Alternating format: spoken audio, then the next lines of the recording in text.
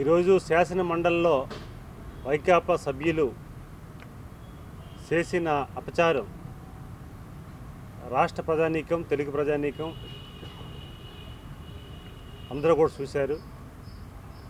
వారు ఇంతవరకు అసెంబ్లీ మండల చరిత్రలో ఉమ్మడి రాష్ట్రంలో కానీ ఎక్కడ కూడా దేవుడి ఫోటోలు తీసుకెళ్ళి దేవుడిని కూడా రాజకీయాల్లో దించి సాక్షాత్తు కలియుగ దైవం వెంకటేశ్వర స్వామిని కూడా రాజకీయాల్లో దించి వారు ప్రజల్ని,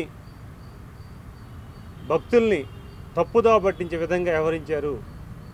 వైసీపీ నాయకులు వ్యవహరిస్తున్న తీరు మండలంలో గత 10 రోజులుగా మనం చూస్తున్నాం. వారు పడుతున్న తీరు కానీ, వారు చేస్తున్న వ్యవహార శైలి కానీ ప్రజలు ధిక్కరించే విధంగా ఉన్నాయి. ఈరోజు మనం ఎవరైనా దేవుడి ప్రసాదం ఇస్తే చెప్పులో షూ తీసుకునే మనం స్వీకరిస్తాం, లేకపోతే ఎవరికైనా మనం ఇస్తాం.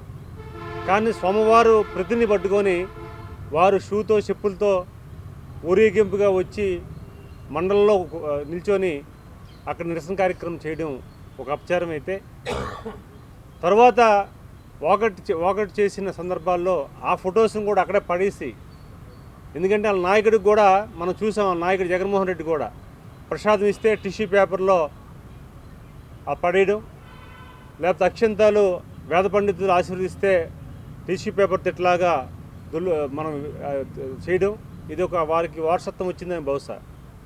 మీరు ఎన్నైనా రాజకీయాలు చేయండి, ఎన్నైనా చేయండి తప్ప దేవుడితో మాత్రం ఆట ఆడొద్దండి. కలియుగ దైవము వెంకటేశ్వర స్వామి, వారిని అవమానం చేసి ఇబ్బంది పెట్టించే పరిస్థితి తేవద్దు.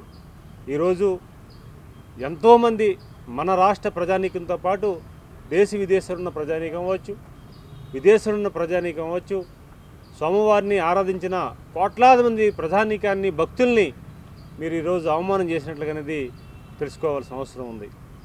ఈరోజు పక్కదారి పట్టించే విషయాలని కూడా మీరు చేస్తున్నారు. ఈరోజు నిజంగా మీకు చిత్తశుద్ధి ఉంటే మీ జగన్మోహన్ రెడ్డి గారిని అడగండి. ఈరోజు పులివెందుల ప్రజలు కానీ, మిగతా ఎమ్మెల్యేలు కానీ 11 మందికి ఎన్నుకొని అసెంబ్లీ పంపిస్తే ప్యాలెస్లో కూర్చొని కబుర్లు చెప్పి కామెంట్లు చేసి కాలక్షేపం చేస్తున్న జగన్మోహన్ నిలదీయండి, అడగండి. ఈరోజు నారా లోకేష్ గారు స్పోర్ట్స్ని, ముఖ్యంగా యువతని ప్రోత్సహించాలని మొన్న క్రికెట్ మ్యాచ్ కొలంబో వెళ్తే ఈయన ట్వీట్ చేశాడు, సొంత ఖర్చులతో కాకుండా ప్రభుత్వ ఖర్చులతో వెళ్ళని చెప్పేసి. లోకేష్ గారు మీలాగా 4 గోడల మధ్యలో కూర్చొని, ప్యాలెస్లో కూర్చొని ఈ సెలబట్టుకుని పబ్బిలాడే ఈ యాక్టివిటీ చేయడైనా. క్రీడలను స్ఫూర్తిగా తీసుకోవాలి, క్రీడలను ప్రోత్సహించాలి, యువతను ప్రోత్సహించాలి, క్రీడా స్ఫూర్తిని కలిగించాలి.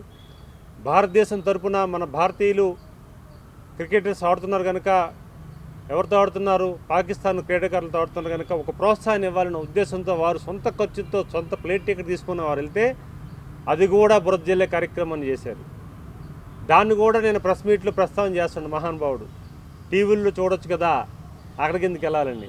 అసలు ఈయన కొలంబో వెళ్ళి టికెట్ తీసుకుంటే ఈ బెంగళూరు ప్యాలెస్లో ఉన్న జగన్మోహన్ రెడ్డికి ఏంటి ప్రాబ్లం నాకు అర్థం కాదు. ఈరోజు జగన్మోహన్ రెడ్డి మొత్తం అంతా కూడా ఒక పక్క బిల్ గేట్స్ వచ్చిన ఒక కామెంట్, బిల్ గేట్స్కి ఏదో ఉంది, దానికి సంబంధించి ఇక్కడ ఒక యాక్టివిటీస్. అసలు బిల్ గేట్స్ గేట్ దాటే పరిస్థితి, ఎప్పుడైనా గేట్ తాకే పరిస్థితి జగన్మోహన్ రెడ్డికి 5 ఏళ్ళు వచ్చిందా? ముఖ్యమంత్రిగా ఉన్నాం. సరే, ఇప్పుడు పక్కన పెట్టండి, చంద్రబాబు నాయుడు గారి అధికారం ఉన్నా లేకపోయినా ఆయన స్పెషల్ బ్రాండెడ్. చంద్రబాబు నాయుడు గారి కోసం ఆయన వచ్చాడు, నా స్నేహితుడు అన్నాడు. గర్వపడాలి మనం అందరం కూడా. రాజకీయాలకు అతీతంగా ప్రజలందరూ కూడా గర్వపడుతున్నారు. ప్రపంచ కుబేరుడు, ఐటీకి పరిచయం చేసిన వ్యక్తి, ఈరోజు కంప్యూటర్ని ఆయన ప్రపంచానికి పరిచయం చేసిన వ్యక్తి.